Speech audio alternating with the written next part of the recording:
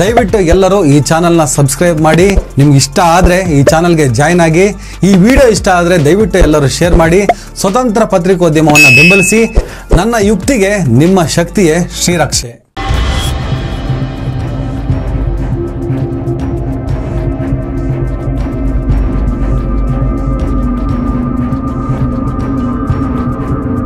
ಅಸಾಮಾನ್ಯ ಭೌಗೋಳಿಕತೆ, ವಿಶ್ವದ ಅನಿವಾರ್ಯತೆಯ ಜಲಸಂಧಿಗಳು, ಅತ್ಯಾಧುನಿಕ ತಂತ್ರಜ್ಞಾನ, ಅಪಾಯಕಾರಿ ಶಸ್ತ್ರಾಸ್ತ್ರಗಳು, ಅಣ್ವಸ್ತ್ರ ಬಲ, ಬಂಡುಕೋರರ ಗುಂಪುಗಳ ಮೇಲೆ ಯುದ್ಧ ಮಾಡಿ ಗೆದ್ದಂತ ಇಸ್ರೇಲ್ ಅವರನ್ನು ಮಟ್ಟ ಹಾಕಿದಷ್ಟು ಈಸಿಯಾಗಿ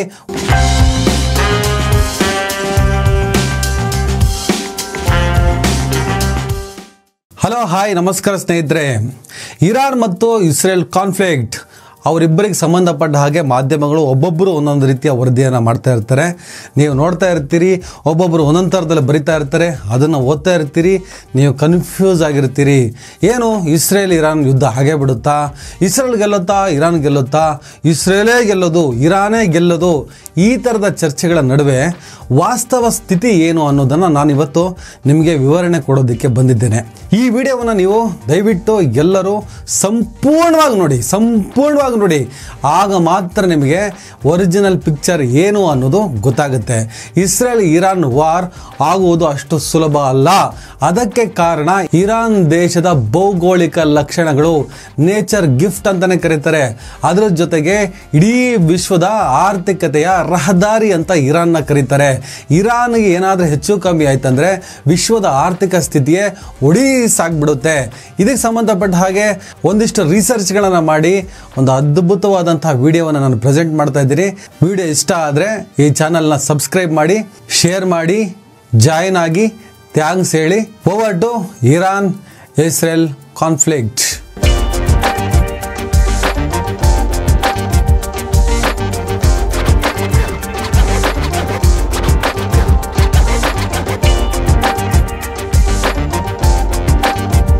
ಗಾಜಾ ವಿರುದ್ಧ ಇಸ್ರೇಲ್ ದಾಳಿಗಿಳಿದು 1 ವರ್ಷವಾದ ಈ ಹೊತ್ತಿಗೆ ಸಂಘರ್ಷ ಲೆಬನಾನ್ ದಾಟಿ ಇರಾನ್ವರೆಗೂ ಬಂದು ನಿಂತಿದೆ.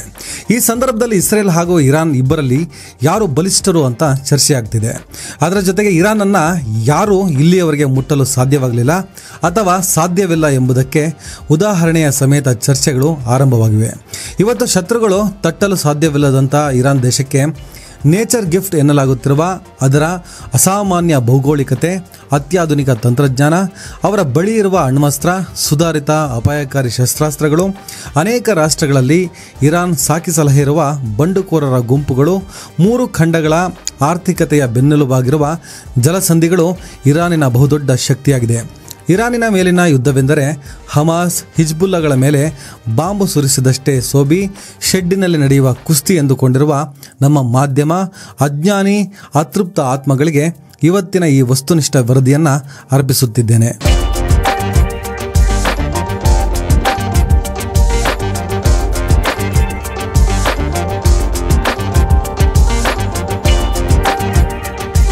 ಇವತ್ತಿಗೆ ಹಮಾಸ್ ಇಸ್ರೇಲ್ ಮೇಲೆ ಕ್ಷಿಪಣಿ ಹಾರಿಸಿದ್ದು, ಅದಕ್ಕುತ್ತರವಾಗಿ ಇಸ್ರೇಲ್ ಯುದ್ಧೋಪಾದಿಯಲ್ಲಿ ಗಾಜಾದ ಮೇಲೆ ಬಾಂಬು ಸುರಿಸಿ ಕ್ರೌರ್ಯಕ್ಕೆ ಇಳಿದು 1 ವರ್ಷವಾಯಿತು.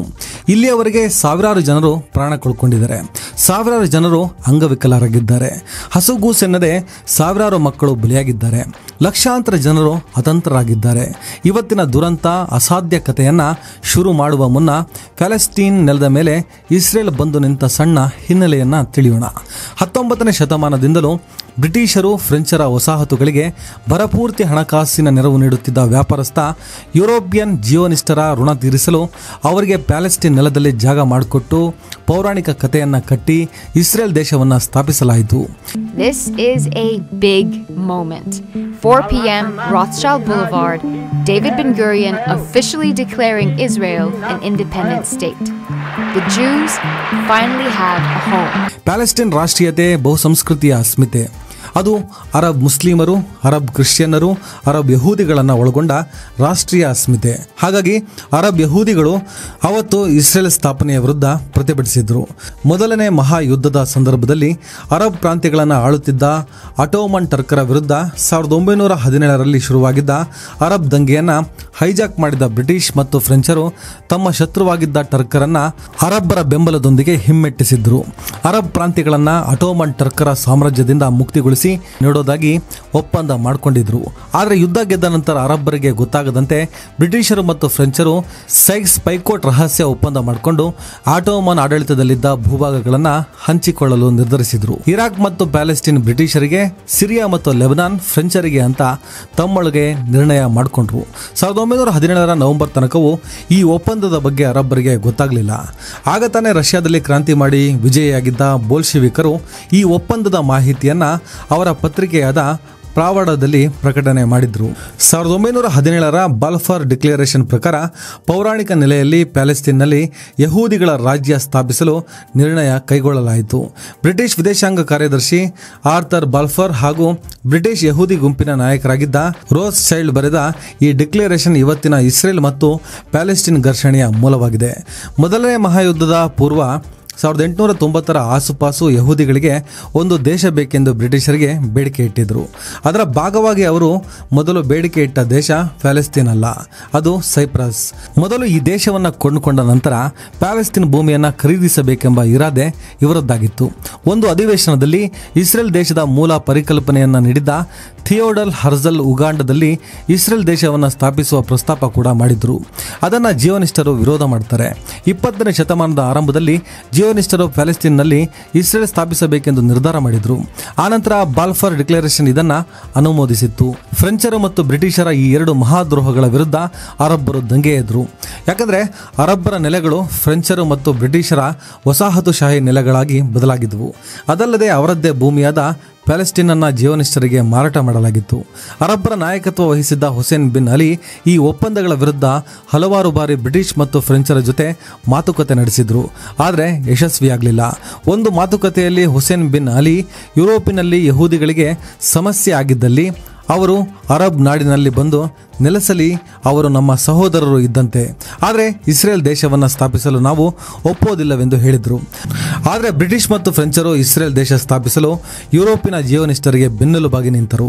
ಬಲವಂತವಾಗಿ ಪ್ಯಾಲೆಸ್ಟೀನ್ ಜನರನ್ನು ಒಕ್ಕಲೆಬ್ಬಿಸಲಾಯಿತು. ಅವರ ಭೂಮಿಯನ್ನು ಕಸಿಯಲಾಯಿತು. ಕ್ರೌರ್ಯ ಮತ್ತು ಹಿಂಸೆಯಿಂದ ಪ್ರತಿಭಟನೆಯನ್ನು ಹತ್ತಿಕ್ಕಲಾಯಿತು. ಪ್ರತಿಭಟಿಸಿದವರಲ್ಲಿ ಅರಬ್ ಮುಸ್ಲಿಮರು, ಅರಬ್ ಕ್ರಿಶ್ಚಿಯನ್ನರು, ಅರಬ್ ಯಹೂದಿಗಳು ಇದ್ದರು. 1948ರಲ್ಲಿ ಇಸ್ರೇಲ್ ಸ್ಥಾಪನೆಯಾದ ನಂತರ ಯುರೋಪಿನ ಬೈಬಲ್ಗಳಲ್ಲಿ ಪ್ಯಾಲೆಸ್ತೀನ್ ಪದ ತೆಗೆದು ಇಸ್ರೇಲ್ ಎಂದು ನಾಮಕರಣ ಮಾಡಿದರು. ಅದನ್ನು ಬಹಳ ವ್ಯವಸ್ಥಿತವಾಗಿ ಮಾಡಲಾಯಿತು. ವಸಾಹತುಶಾಹಿ ದೇಶಗಳ ಮಾಧ್ಯಮಗಳು, ವಿಶ್ವವಿದ್ಯಾಲಯದ ಸಂಶೋಧಕರು ಇಸ್ರೇಲ್ ಪ್ಯಾಲೆಸ್ತೀನ್ ಸಂಘರ್ಷವನ್ನು ಧರ್ಮಗಳ ದೃಷ್ಟಿಕೋನದಲ್ಲಿ ಬಂಧಿಸಿದರು. ಇವಿಷ್ಟು ಇಸ್ರೇಲ್ ದೇಶ ಹೇಗೆ ಸ್ಥಾಪನೆ ಆಯಿತು ಎನ್ನುವುದರ ಸ್ಫುಟವಾದ ವಿವರಣೆ. ಆದರೆ ಅವತ್ತು ಇಸ್ರೇಲ್ ಅಸ್ತಿತ್ವಕ್ಕೆ ಮಾನ್ಯತೆ ನೀಡಿದ ಎರಡನೇ ಅತಿ ದೊಡ್ಡ ದೇಶವಾಗಿತ್ತು ಇರಾನ್ ಎಂಬುದು ಅವಶ್ಯವಾಗಿ ಗಮನಿಸಬೇಕಾದ ವಿಚಾರವಾಗಿದೆ. ಅವತ್ತಿನ ಇಸ್ರೇಲ್ ಅಸ್ತಿತ್ವದ ವಿರುದ್ಧದ ಸಂಘರ್ಷ ಇವತ್ತು ಇರಾನ್ ಮತ್ತು ಇಸ್ರೇಲ್ ಎನ್ನುವಲ್ಲಿಗೆ ಬಂದು ಮುಟ್ಟಲು ಕಾರಣ ಏನು? ಹಮಾಸ್ ಹಿಜ್ಬುಲ್ಲರನ್ನ ಕೊಡುವುದಷ್ಟು ಸುಲಭವಾಗಿ ಇರಾನ್ ಅನ್ನು ಮುಟ್ಟಲು ಸಾಧ್ಯವೇ? ಇಸ್ರೇಲ್ ಅಂತಲ್ಲ, ಇರಾನ್ ಎಂಬ ಭೂಮಿ ಸೃಷ್ಟಿಯಾದಾಗಿನಿಂದಲೂ ಯಾರೂ ಆ ನೆಲದ ಮೇಲೆ ಒಂದು ಪಟಾಕಿಯನ್ನು ಸಿಡಿಸಲು ಧೈರ್ಯ ಮಾಡ್ತಿಲ್ಲ. ಯಾಕೆ? ಒಂದು ವೇಳೆ ಬಂಡತನದಿಂದ ಇರಾನ್ ಮೇಲೆ ದಾಳಿಗಿಳಿದ್ರೆ ಜಾಗತಿಕವಾಗಿ ಆಗುವ ಅನಾಹುತವೇನು? ಈ ಕುರಿತ ಅಚ್ಚುಕಟ್ಟಾದ ಮಾಹಿತಿ ಇಲ್ಲಿದೆ.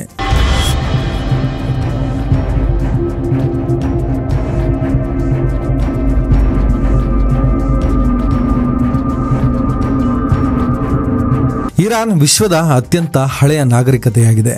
ಒಂದೇ ರೀತಿಯ ಭೌಗೋಳಿಕ ಏಕತೆಯನ್ನು ಕಾಯ್ದಿರಿಸಿಕೊಂಡಿದೆ.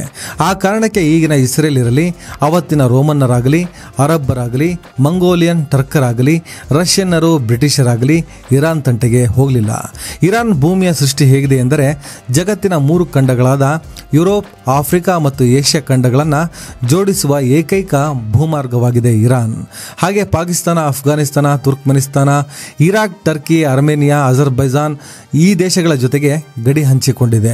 ಉತ್ತರದಲ್ಲಿ ಕ್ಯಾಸ್ಪಿಯನ್ ಸಮುದ್ರ, ದಕ್ಷಿಣದಲ್ಲಿ ಪರ್ಷಿಯನ್ ಗಲ್ಫ್ ಹಾಗೂ ಓಮನ್ ಕೊಲ್ಲಿ ಸಮುದ್ರ ತಟಗಳನ್ನು ಹೊಂದಿದೆ. ದಕ್ಷಿಣದಲ್ಲಿರುವ ಸ್ಟ್ರೈಟ್ ಆಫ್ ಹಾರ್ಮೋಸ್ ಅಂದರೆ ಹರ್ಮುಜ್ ಜಲಸಂಧಿ ಜಗತ್ತಿನ 20% ತೈಲ ಮತ್ತು ನೈಸರ್ಗಿಕ ಅನಿಲ ಪೂರೈಕೆಯ ಕೇಂದ್ರ ಬಿಂದುವಾಗಿದೆ. ಇಲ್ಲಿರುವ ಸಣ್ಣ ಪುಟ್ಟ ದ್ವೀಪಗಳು ಇರಾನ್ ಹಿಡಿತದಲ್ಲಿವೆ. ಇವಿಷ್ಟನ್ನೇ ನೀವು ತಲೆಯಲ್ಲಿಟ್ಕೊಂಡು ಏರ್ ಸ್ಟ್ರೈಕ್ ಮೂಲಕ ಇರಾನ್ ಮೇಲೆ ಬಾಂಬು ಸುರಿಸಿದರೆ ಜಾಗತಿಕವಾಗಿ ಆಗುವ ಅನಾಹುತವನ್ನು ಗ್ರಹಿಸಬಹುದು. ಆದರೆ ಇಷ್ಟಕ್ಕೆ ಇರಾನ್ ಮೇಲಿರುವ ಪ್ರಾಕೃತಿಕ ಅನುಗ್ರಹದ ಕತೆ ಮುಗಿಯೋದಿಲ್ಲ.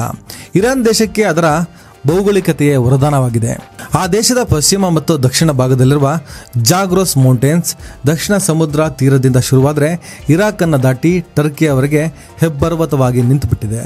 ಆ ಬದಿಯಿಂದ ಯುದ್ಧ ಮಾಡ್ತೀವಿ ಅಂತ ಭೂಸೇನೆ ಗನ್ನು ಬಾಂಬು ಹಿಡಿದು ಬಂದರೆ ಆ ಪರ್ವತ ದಾಟಲು ಸಾಧ್ಯವಿಲ್ಲ. 1980ರಲ್ಲಿ ಇರಾನ್ ವಿರುದ್ಧ ಯುದ್ಧಕ್ಕಿಳಿದ ಸದ್ದಾಂ ಹುಸೇನ್ ಅವರ ಇರಾಕ್ ಪಡೆ ಜಾಗ್ರೋಸ್ ಶಿಖರ ದಾಟಿ ಕುರ್ದಿಸ್ತಾನ ಮುಟ್ಟೋದಕ್ಕೂ ಸಾಧ್ಯವಾಗಲಿಲ್ಲ. ಹಾಗೆ ಈ ಪರ್ವತದ ಕಾರಣಕ್ಕೆ ಇರಾನ್ ದೇಶವು ಇರಾಕನ್ನು ತಟ್ಟಲು ಸಾಧ್ಯವಾಗಲಿಲ್ಲ. ಇದು ದಕ್ಷಿಣದ ಜಾಗ್ರೋಸ್ ಪರ್ವತದ ಕಥೆಯಾದರೆ ಉತ್ತರಕ್ಕೆ ಕ್ಯಾಸ್ಪಿಯನ್ ಸಮುದ್ರದೊಂದಿಗೆ ಅಲ್ಬರ್ಸ್ ಪರ್ವತ ಶ್ರೇಣಿಗಳಿವೆ. ಇದು ಇರಾನ್ ಪಾಲಿಗೆ ಕೇವಲ ರಕ್ಷಣಾತ್ಮಕ ಪರ್ವತವಲ್ಲ, ಆ ದೇಶದ ಖನಿಜ ಸಂಪತ್ತಿನ ಮೂಲವಾಗಿದೆ. 20ನೇ ಶತಮಾನದಲ್ಲಿ ಇರಾನ್ ನೆಲದಲ್ಲಿ ನೈಸರ್ಗಿಕ ಅನಿಲ, ತೈಲದ ನಿಕ್ಷೇಪಗಳು ಪತ್ತೆಯಾದವು. ಜಗತ್ತಿಗೆ 10% ತೈಲ, 15% ನೈಸರ್ಗಿಕ ಅನಿಲ ನಿಕ್ಷೇಪಗಳು ಇಲ್ಲಿಂದಲೇ ಪೂರೈಕೆಯಾಗುತ್ತವೆ. 2500 ಕಿಲೋಮೀಟರ್ ಸಮುದ್ರ ತೀರ ಪ್ರದೇಶ ಹೊಂದಿರುವ ಇರಾನಿನ ಪ್ರಮುಖ ಬಂದರು ಬಂದರ್ ಅಬ್ಬಾಸ್. ಇದು ಹರ್ಮುಜ್ ಜಲಸಂಧಿಯಿಂದ ಕೇವಲ 70 ಕಿಲೋಮೀಟರ್ ದೂರದಲ್ಲಿದೆ. ಒಂದು ವೇಳೆ ಯುದ್ಧ ಅಂತ ಯಾರಾದರೂ ಎಗರಿ ಬಂದರೆ ಇರಾನ್ ತನ್ನ ನೌಕಾಬಲದಿಂದ ಜಲಸಂಧಿಯನ್ನು ಮುಚ್ಚಿತು ಎಂದುಕೊಳ್ಳಿ. ಯುರೋಪ್ ಹಾಗೂ ಏಷ್ಯಾ ರಾಷ್ಟ್ರಗಳಿಗೆ 15% ಇಂಧನ ಪೂರೈಕೆ ನಿಲ್ಲಲಿದೆ. ಇದರಿಂದ ವಿಶ್ವದ ಆರ್ಥಿಕತೆಗೆ ದೊಡ್ಡ ಹೊಡೆತ ಬೀಳಲಿದೆ. ಈ ಅತ್ಯಮೂಲ್ಯವಾದ ವಿಚಾರವನ್ನು ನಮ್ಮ ಮಾಧ್ಯಮಗಳು ಹೇಳೋದಿಲ್ಲ. ಅವರಿಗೆ ಇರಾನ್ ಮುಸ್ಲಿಂ ರಾಷ್ಟ್ರ, ಅದು ನಾಶವಾಗಬೇಕು ಎಂಬುದಷ್ಟೇ ಅಸಾಧ್ಯ ಬಯಕೆ. ಆದರೆ ಇದರಿಂದ ಇವರ ಬುಡಕ್ಕೆ ಬೆಂಕಿ ಬೀಳುತ್ತೆ ಎಂಬ ಸತ್ಯ ಅರಿಯದಷ್ಟು ಅಜ್ಞಾನ. ಒಂದು ವೇಳೆ ಇಸ್ರೇಲ್ ಅಥವಾ ಶತ್ರು ರಾಷ್ಟ್ರಗಳು ಇವೆಲ್ಲವನ್ನ ಮೀರಿಯೂ ಇರಾನಿಗೆ ನುಗ್ಗಿ ಅವರನ್ನು ಬಡಿಯುತ್ತೇವೆ ಅಂತ ಬಂಡತನ ಕಿಳಿಯಿತು ಎಂದುಕೊಳ್ಳಿ. ಆಗಲೂ ಆಟ ಸುಲಭವಿಲ್ಲ. ಇರಾನಿನ ಪೂರ್ವ ಮಧ್ಯ ಭಾಗದಲ್ಲಿ ದಾಸ್ಟಿ ಲುತ್, ದಾಸ್ಟಿ ಕವೀರ್ ಎಂಬ ಮರುಭೂಮಿ ಇದೆ. ಇದನ್ನು ಭೂಲೋಕದ ಕುಲುಮೆ ಎಂದು ಕರೆಯಲಾಗುತ್ತೆ. ಯಾಕಂದರೆ ಇಲ್ಲಿಯ ತಾಪಮಾನ ಕನಿಷ್ಠ 70 ಡಿಗ್ರಿಯಷ್ಟಿರುತ್ತೆ. ಇಲ್ಲಿ ನಿಂತು ಕುಸ್ತಿ ಮಾಡ್ತೀನಿ ಅನ್ನೋದನ್ನು ಕಲ್ಪಿಸಿಕೊಳ್ಳಲು ಸಾಧ್ಯವೇ? ಇಂತಹ ಭೌಗೋಳಿಕ ಲಕ್ಷಣಗಳ ಕಾರಣಕ್ಕೆ ಇಂದಿಗೂ ಇರಾನ್ ಅಜೇಯವಾಗಿ ಉಳಿದಿದೆ. ಇವಿಷ್ಟು ಇರಾನ್ ದೇಶಕ್ಕೆ ಪ್ರಕೃತಿ ಕೊಟ್ಟ ರಕ್ಷಣೆಯ ಕಥೆಯಾದರೆ, ಅಣ್ವಸ್ತ್ರ ಶಸ್ತ್ರಾಸ್ತ್ರಗಳೊಂದಿಗೆ ಇರಾನ್ ಯುದ್ಧಕ್ಕೆ ನಿಂತರೆ ಅದು ಎಷ್ಟು ಬಲಿಷ್ಠವಾಗಿದೆ. ಅಷ್ಟಕ್ಕೂ ಈ ಇಸ್ರೇಲ್ ದೇಶದ ಮಾನ್ಯತೆಯ ಪರವಾಗಿದ್ದ ಇರಾನ್ ಅವರ ವಿರುದ್ಧ ತಿರುಗಿ ಬಿದ್ದಿದ್ದೇಕೆ? ಆ ವಿವರವನ್ನು ನೋಡೋಣ.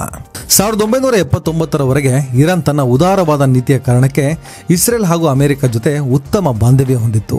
1948ರಲ್ಲಿ ಇಸ್ರೇಲ್ ದೇಶದ ಮಾನ್ಯತೆಯನ್ನು ಒಪ್ಪಿಕೊಂಡಿತ್ತು. ಆದರೆ 1979ರಲ್ಲಿ ಶಿಯಾ ಕ್ಷಿಪ್ರ ಕ್ರಾಂತಿಯ ನಂತರ ರುಹುಲ್ಲಾ ಖೊಮೇನಿ ಅಧಿಕಾರಕ್ಕೆ ಬಂದರು.